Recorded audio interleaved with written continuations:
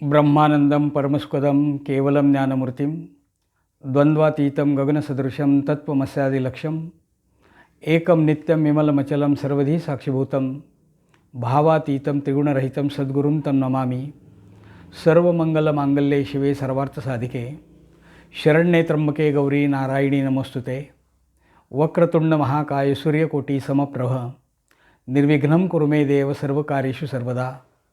गुरुर्ब्रह्मा गुरुर्विष्णू गुरुर्देव महेश्वरा गुरु साक्षात परब्रह्म तस्मै श्री गुरवे नमः। आज आपल्या यूट्यूब चॅनल पसायदान मी किसन महाराज चौधरी ज्ञानेश्वरीतील योगचिंतन या विषयाच्या संदर्भात सांख्ययोग या संदर्भातले चिंतन मांडत आहे।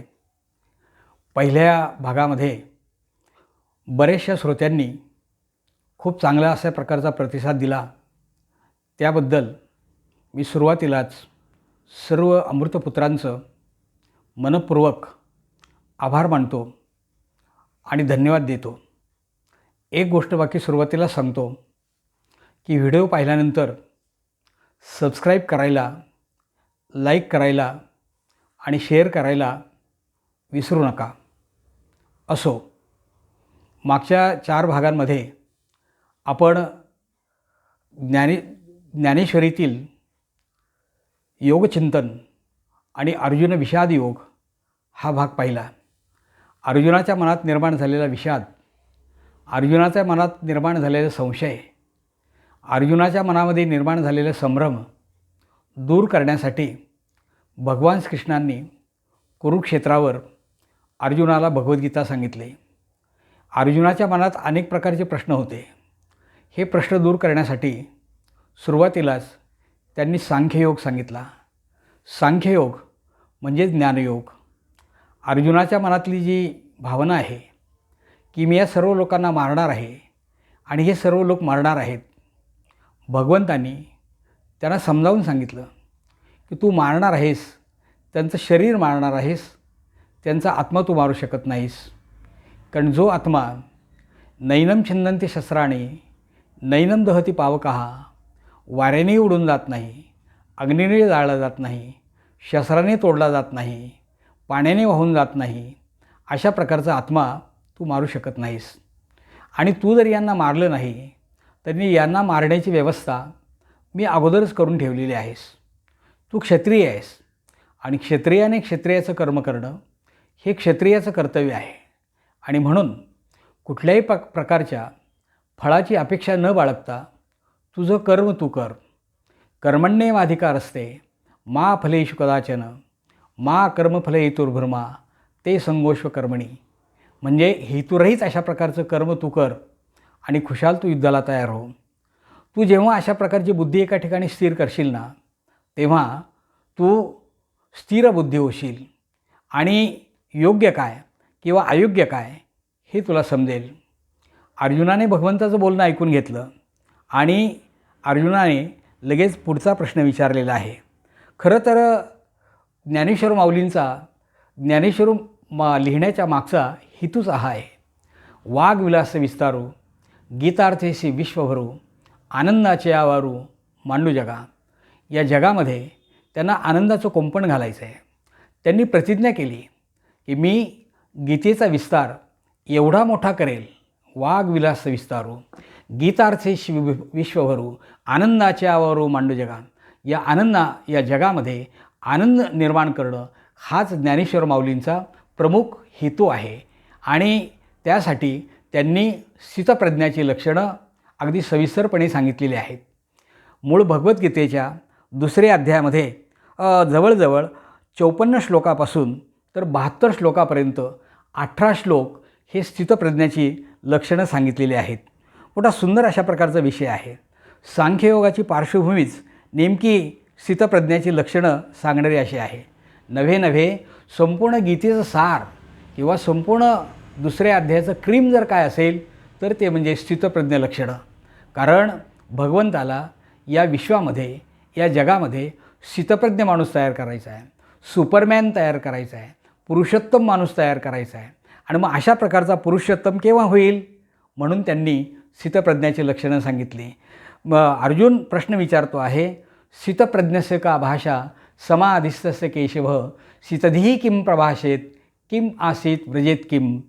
अर्जुनाने विचारलं आहे, हे भगवंता, स्थितप्रज्ञ असतो कसा? स्थितप्रज्ञ चालतो कसा? स्थितप्रज्ञ बोलतो कसा? स्थितप्रज्ञाची व्याख्या नेमकी काय आहे हे तू मला सांग. संत विनोबाजींनी मोठं सुंदर अशा प्रकारचं भाषांतर या ठिकाणी केलं आहे. गीताई ग्रंथ आपणा सर्वांना माहीत आहे. लहानपणी संत विनोबाजी आपल्या आईला गीता सांगत असत. गीता ग्रंथ संस्कृतमध्ये आहे. आईला संस्कृत फारसं अवगत नव्हतं. एक दिवस आई विनोबाजींना म्हणाली, विनू, अरे तू संस्कृतमध्ये सांगतो, मला बापडीला हे काय समजणार, तेव्हा हे तू मराठीत का सांगत नाहीस? विनोबाजींनी आपल्या आईसाठी गीता ग्रंथ हा मराठीतून लिहिला आणि त्याला गीताई असं नाव दिलं. जेव्हा स्वातंत्र्य लढ्याच्या चळवळीमध्ये विनोबाजी तुरुंगामध्ये होते, तेव्हा आपल्या आईसाठी त्यांनी गीताई नावाचा ग्रंथ लिहिला आणि प्रत्येक श्लोकाला, संस्कृतमधल्या श्लोकाला समांतर अशा प्रकारच्या मराठीतले श्लोक त्यांनी तयार केले.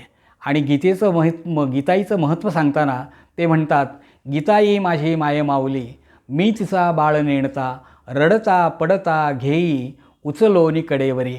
मला वाटतं गीताईच्या ऐवजी जर आपण ज्ञानाई शब्द वापरला ना तर हे सगळं सिद्ध होईल.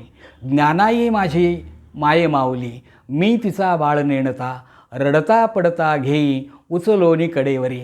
इतका सोपा विचार ज्ञानेश्वर माऊलींनी आणि विनोबाजींनी गीताई या ग्रंथामधून सांगितला. ते म्हणतात की स्थिरावला समाधीत स्थितप्रज्ञ कसा असे, कृष्णा सांग कसा बोले, कसा राहे फिरे कसा. विनोबाजी म्हणतात की स्थितप्रज्ञाची लक्षणं सांगताना ते म्हणतात की स्थितप्रज्ञ असतो कसा, बोलतो कसा, चालतो कसा, याची सुंदर अशा प्रकारची लक्षणं त्यांनी सांगितलेली आहेत. आणि ज्ञानेश्वर माऊलींनीसुद्धा सुंदर अशा प्रकारचे विचार पुढे मांडलेले आहेत. भगवान कृष्ण अर्जुनाला भगवद्गीतेच्या माध्यमातून स्थितप्रज्ञाची लक्षणं सांगत असताना पहिलंच लक्षण त्यांनी सांगितलं.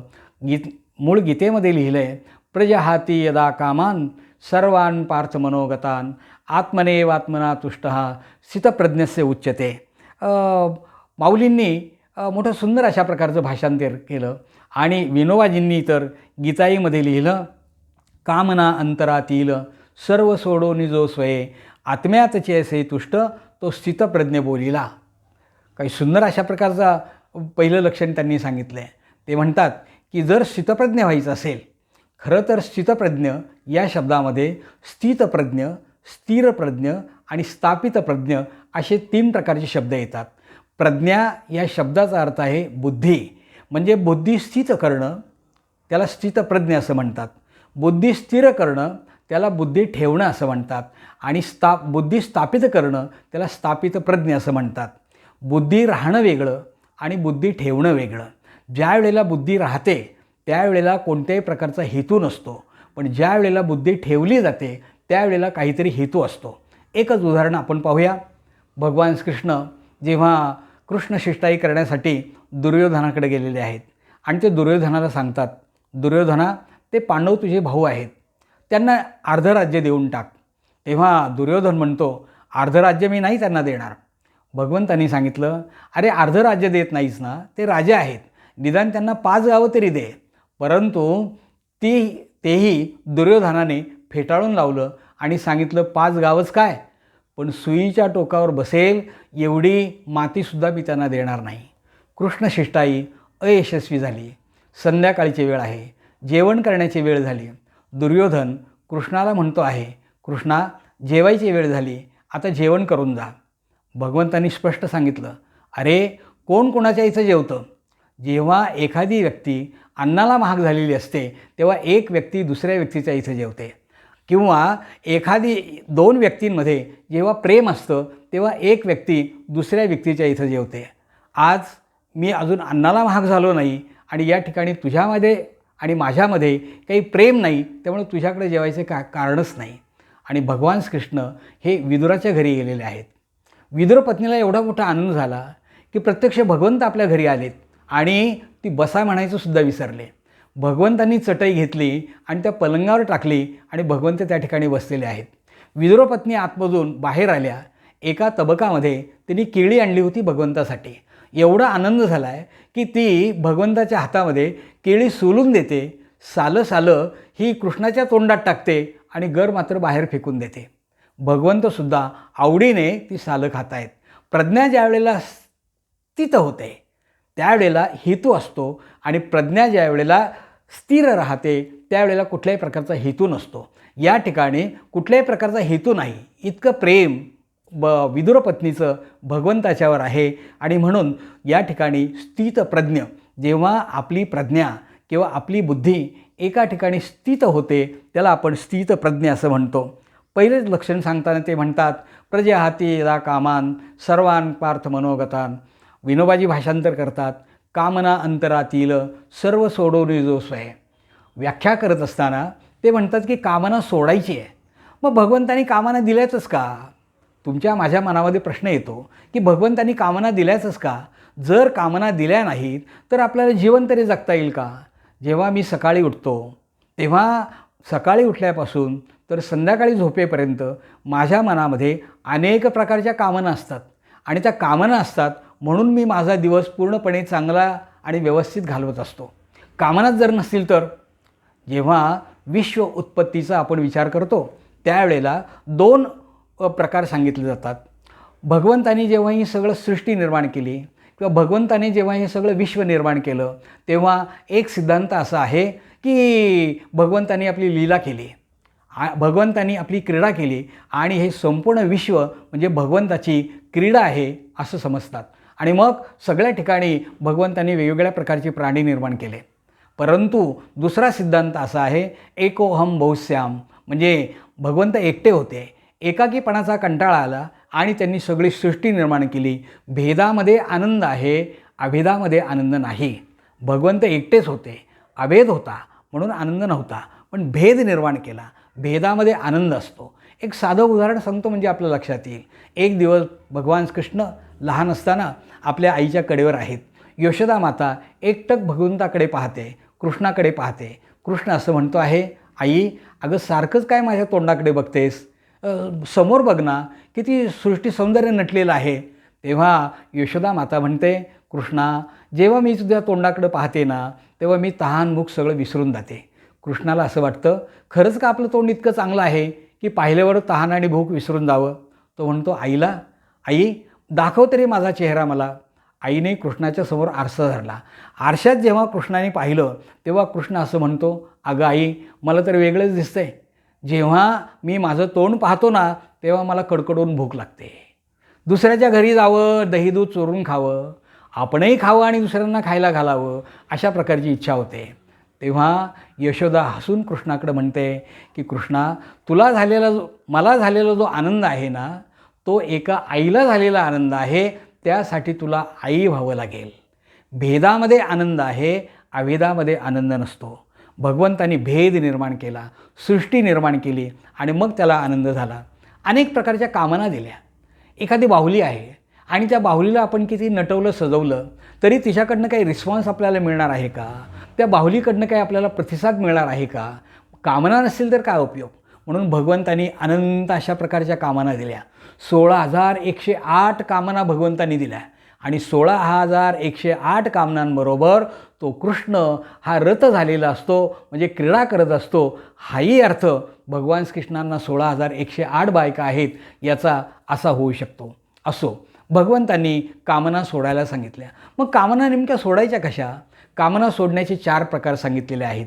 पहिला प्रकार असा आहे की कामना व्यापक करा. दुसरा प्रकार असा आहे कामना सूक्ष्म करा. तिसरा प्रकार असा आहे कामना एकाग्र करा आणि चौथा प्रकार असा आहे कामनांचं उदात्तीकरण करा. क्रमाक्रमाने कामना सोडायच्या कशा हा भाग आपण पुढच्या भागामध्ये पाहणार आहोत.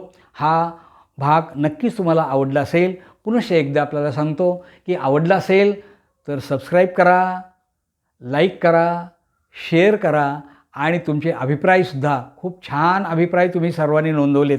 खूप आनंद झाला. आणि तुमच्या अभिप्रायांमुळं मला एक प्रकारची स्फूर्ती मिळाली, एक प्रकारची प्रेरणा मिळाली. संपूर्ण ज्ञानेश्वरी ग्रंथ अनेक भागांमधून आपण समजावून घेण्याचा प्रयत्न करणार आहोत. अशाच प्रकारचा प्रतिसाद द्या. आपण या भागात आज इथेच थांबूया. रामकृष्ण हरी, रामकृष्ण हरी, रामकृष्ण हरी.